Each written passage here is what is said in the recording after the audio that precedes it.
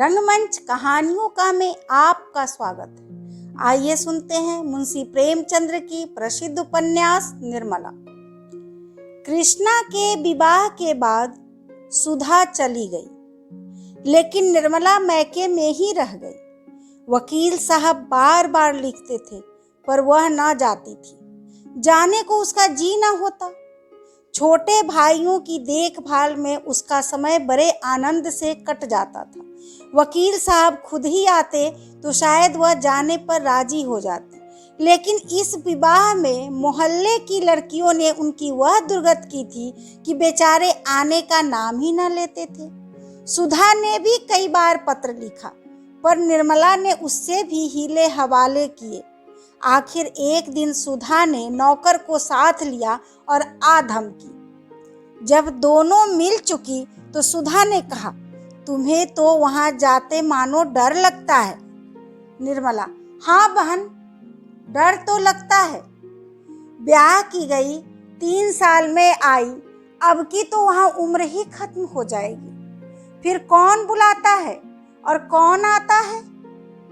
सुधा, आने को क्या हुआ, जब जी चाहे चली आना। वहां वकील साहब बहुत बेचैन हो गए हैं। निर्मला, बहुत बेचैन? रात को शायद नींद न आती हो। सुधा, बहन, तुम्हारा कलेजा पत्थर का है। उनकी दशा देखकर तरस आता है।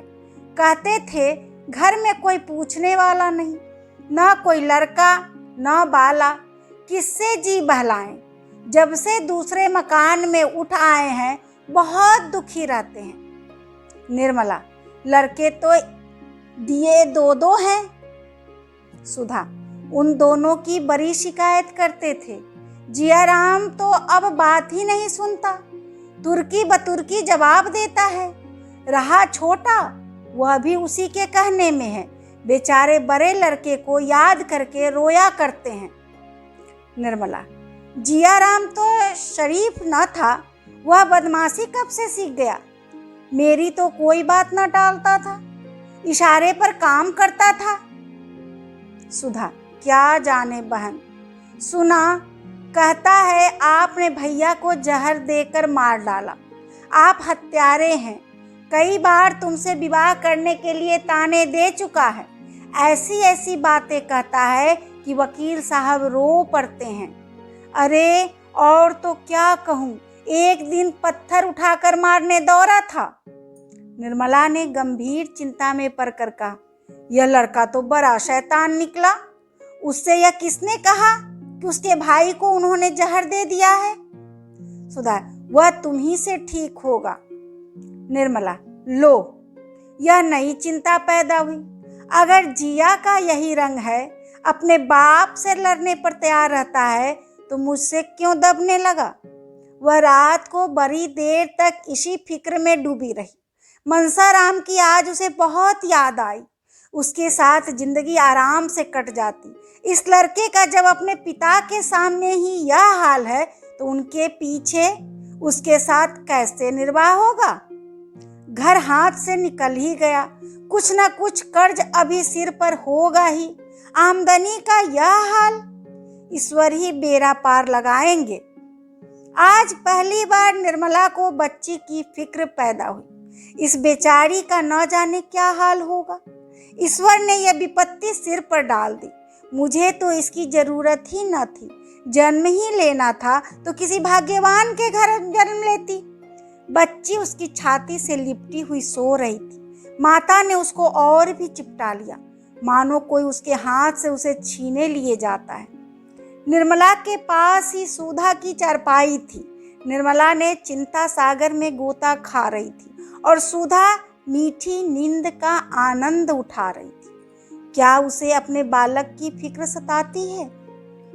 मृत्यु तो बूढ़े और जवान का भेद नहीं रखती, फिर सुधा को कोई चिंता क्यों नहीं सताती? उसे तो कभी भविष्य की चिंता से उदास नहीं देखा। सहसा सुधा की नींद खुल गई। उसने निर्मला को अभी तक जागते देखा तो बोली, अरे अभी तक सोई नहीं? निर्मला, नींद ही नहीं आती। सुधा, आंखें बंद कर लो, आप ही नींद आ जाएगी।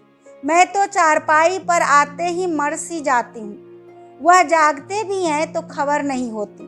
ना जाने क्यों मुझे इतनी नींद आती है, शायद कोई रोग है। निर्मला, हाँ, बड़ा भारी रोग है। इसे राज रोग कहते हैं। डॉक्टर साहब से कहो दवा शुरू कर दे। सुधा, तो आखिर जाग कर क्या सोचूं? कभी कभी मैके की याद आ जाती है तो उस दिन जरा देर में आंख लगती है। निर्मला, डॉक्टर साहब की याद नहीं आती? सुधा, कभी नहीं। उनकी याद क्यों आए? जानती हूँ कि टेनिस खेल कर आए होंगे, खाना खाया होगा और आराम से लेटे होंगे। निर्मला, लो, सोहन भी जाग गया। जब तुम जाग गई तो भला वह क्यों सोने लगा? सुधा, हाँ बहन, इसकी अजीब आदत है। मेरे साथ सोता और मेरे ही साथ जागता है।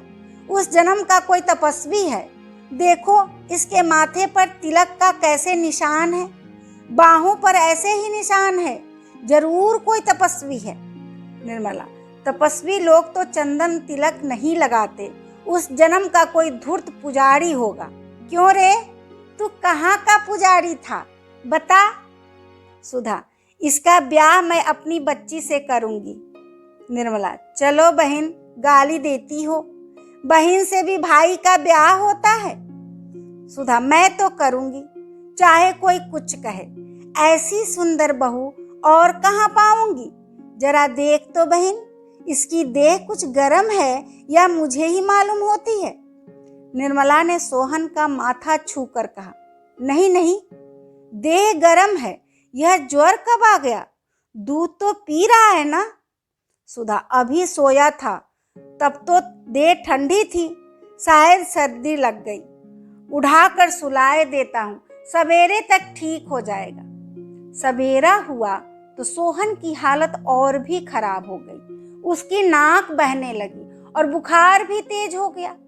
आंखें चढ़ गई और सिर झुक गया। न वह हाथ पैर हिलाता था, न हंसता बोलता था, बस चुपचाप पड़ा था। ऐसा मालूम होता था कि उसे इस वक्त किसी का बोलना अच्छा नहीं लगता। कुछ खांसी भी आने लगी। अब तो सुधा घबराई। निर्मला की भी राय हुई कि डॉक्टर साहब को बुलाया जाए, लेकिन उसकी बूढ़ी माता ने कहा, डॉक्टर हकीम का यहाँ कुछ काम नहीं। साफ तो देख रही हूँ कि बच्चे को नजर लग गई है, भला डॉक्टर क्या करेगा? सुधा, अम्मा जी, भला यह नजर कौन लगा देगा? अभी तक तो बाहर कहीं गया भी नहीं। माता, नजर कोई लगाता नहीं बेटी, किसी किसी आदमी की ढीठ बुरी होती है, आप ही आप लग जाती है। कभी कभी माँ बाप तक की नजर लग जाती है। मैं तो इसे हुमकते देखकर डरी थी कि कुछ न कुछ अनिष्ट होने वाला है। आंखें नहीं देखती हो कितनी चढ़ गई है। यही नजर की सबसे बड़ी पहचान है। बुढ़िया महरी और पड़ोस की पंडिताइन ने इस कथन का अनुमोदन कर दिया।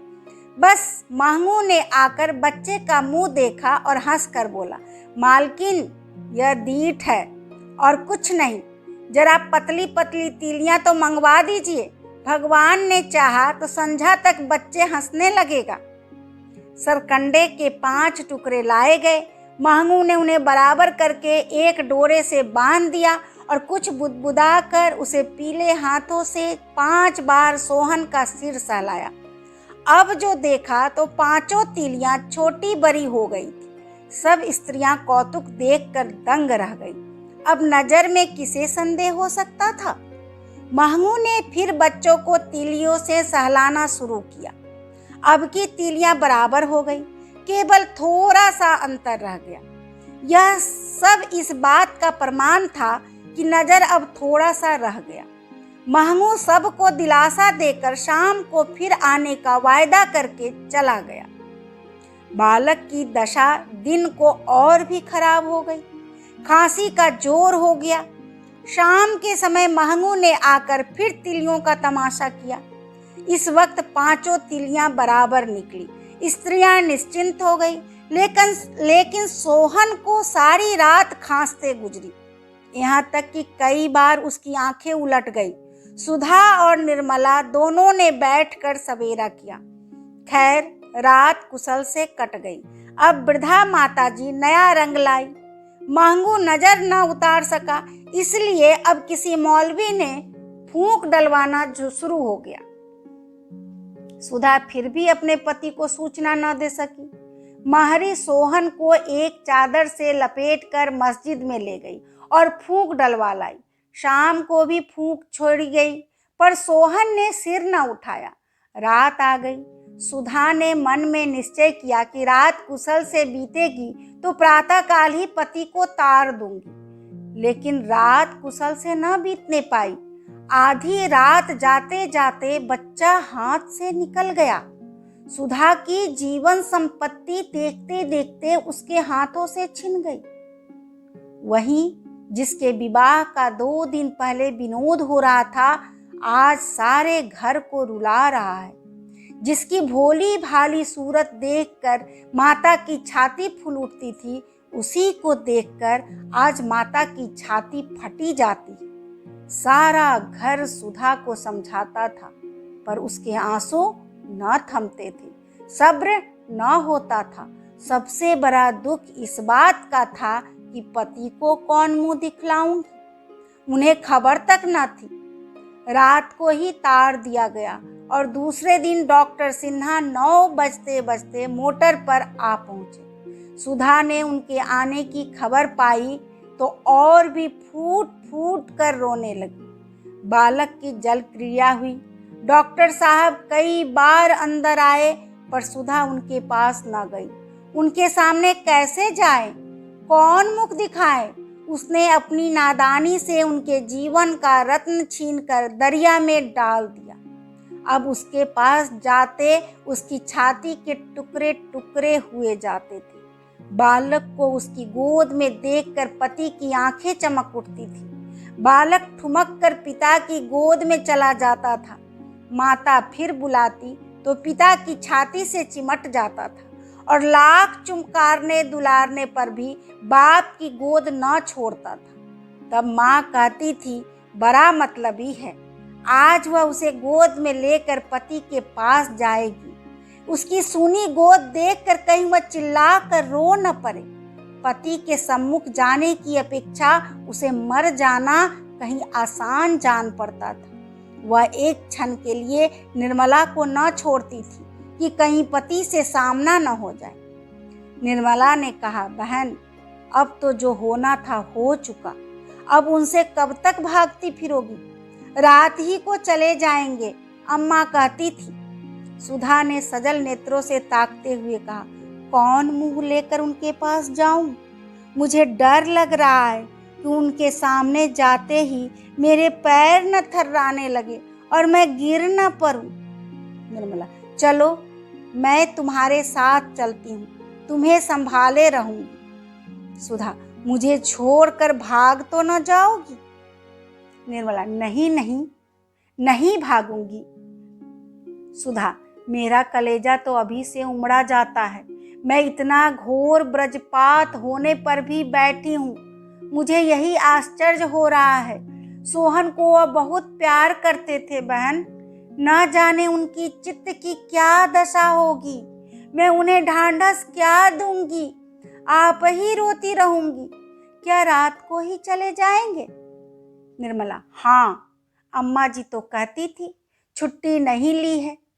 दोनों सहेलियां मर्दाने बैठक की ओर चली, लेकिन कमरे के द्वार पर पहुंचकर सुधा ने निर्मला को विदा कर दिया। अकेले कमरे में दाखिल हुई। डॉक्टर साहब घबरा रहे थे कि न जाने सुधा की क्या दशा हो रही है। भांति भांति की शंकाएं मन में आ रही थी। जाने को तैयार तो उठे बैठे थे, लेकिन जी ना चाहता था। जीवन शून्य सा मालूम होता था। मन ही मन कुढ़ रहे थे। अगर ईश्वर को इतनी जल्दी यह पदार्थ देकर छीन लेना था तो दिया ही क्यों था? उन्होंने तो कभी संतान के लिए ईश्वर से प्रार्थना भी न की थी। वह आजन्म निसंतान रह सकते थे, पर संतान पाकर उससे वंचित हो जाना उन्हें असहाय जान पड़ता था। क्या सचमुच मनुष्य ईश्वर का खिलौना है? यही मानव जीवन का महत्व है। वह केवल बालकों का घरौंदा है, जिसके बनाने का न कोई हेतु है न बिगाड़ने का। फिर बालकों को भी अपने घरौंदे से, अपनी कागज की नावों से, अपने लकड़ी के घोरों से ममता होती है। अच्छे खिलौनों को वह जान के पीछे छिपा कर रखते हैं। अगर ईश्वर बालक ही है तो वह विचित्र बालक है, किंतु बुद्धि तो ईश्वर का यह रूप स्वीकार नहीं करती। अनंत सृष्टि का कर्ता उदंड बालक नहीं हो सकता। हम उसे उन सारे गुणों से विभूषित करते हैं जो हमारी बुद्धि की पहुंच से बाहर है। खिलाड़ीपन तो उन महान गुणों में नहीं। क्या हंसते खेलते बालकों का प्राण हर लेना कोई खेल है? क्या ईश्वर ऐसा पैशाचिक खेल खेलता है? सहसा सुधा दबे पांव कमरे में दाखिल हुई। डॉक्टर साहब उठ खड़े हुए और उसके समीप आकर बोले, तुम कहाँ थी सुधा? मैं तुम्हारी राह देख रहा था। सुधा की आंखों से कमरा जान पड़ा। पति की गर्दन में हाथ डालकर उसने छाती पर सिर रख दिया और रोने लगी। लेकिन इस अश्रु प्रवाह में उसे असीम धैर्य और सांत्वना का अनुभव न हो रहा था। पति के वक्ष स्थल से लिपटी हुई वह अपने हृदय में एक विचित्र स्फूर्ति और बल का संचार होता हुआ पाती थी। मानो पवन से थरथराता हुआ दीपक आंचल की आड़ में आ गया।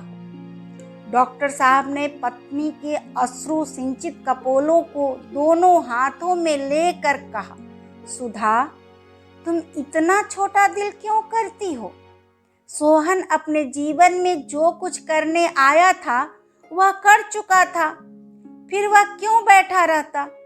जैसे कोई वृक्ष जल और प्रकाश से बढ़ता है लेकिन पवन के प्रबल झोंकों से ही सुदृढ़ होता है, उसी भांति प्रणय भी दुख के आघातों ही से विकास पाता है। खुशी में साथ हंसने वाले बहुतेरे मिल जाते हैं। रंज में जो साथ रोए वही हमारा सच्चा मित्र है। जिन प्रेमियों को साथ रोना नहीं नसीब हुआ वे मोहब्बत के मजे क्या जाने। सोहन की मृत्यु ने आज हमारे द्वैत को बिल्कुल मिटा दिया। आज ही हमने एक दूसरे का सच्चा स्वरूप देखा है। सुधा ने सिसकते हुए कहा, मैं नजर के धोखे में थी। हाय, तुम उसका मुंह भी न देख पाए। न जाने इन दिनों उसे इतनी समझ कहाँ से आ गई थी। जब मुझे रोते देखता तो अपने कष्ट भूलकर मुस्कुरा देता। तीसरे दिन मेरे लाडले की आंखें बंद हो गई, कुछ दबा दर्पण भी न करने पाई। यह कहते कहते सुधा के आंसू फिर उमड़ आए। डॉक्टर सिन्हा ने उसे सीने से लगाकर करुणा से कांपती हुई आवाज से कहा, प्रिय, आज तक ऐसा कोई बालक या वृद्ध न मरा होगा जिसके घर वाले को उसकी दवा दर्पण की लालसा पूरी हो गई होगी। सुधा, निर्मला ने मेरी मदद की। मैं तो एक आध झपकी भी लेती थी, उसकी आंखें नहीं झपकी। रात रात लिए बैठी या टहलती रहती थी। उसके एहसान कभी न भूलूंगी। क्या तुम आज ही जा रहे हो? डॉक्टर, हाँ, छुट्टी लेने का मौका न मिला। सिविल सर्जन शिकार खेलने गया हुआ था। सुधा, यह सब हमेशा शिकार ही खेला करते हैं। डॉक्टर, राजाओं का और काम ही क्या है? सुधा, मैं तो आज न जाने दूंगी। डॉक्टर, जी तो मेरा भी नहीं चाहता। सुधा, तुम मत जाओ, तार दे दो, मैं भी तुम्हारे साथ चलूंगी, निर्मला को भी लेती चलूंगी। सुधा वहां से लौटी तो उसके हृदय का बोझा हल्का हो गया था। पति की प्रेम पूर्ण कोमल वाणी ने उसके सारे शोक और संताप का हरण कर लिया था। प्रेम में असीम विश्वास है और असीम धैर्य है, असीम बल है। अभी आप सुन रहे थे मुंशी प्रेमचंद्र की प्रसिद्ध उपन्यास निर्मला। धन्यवाद।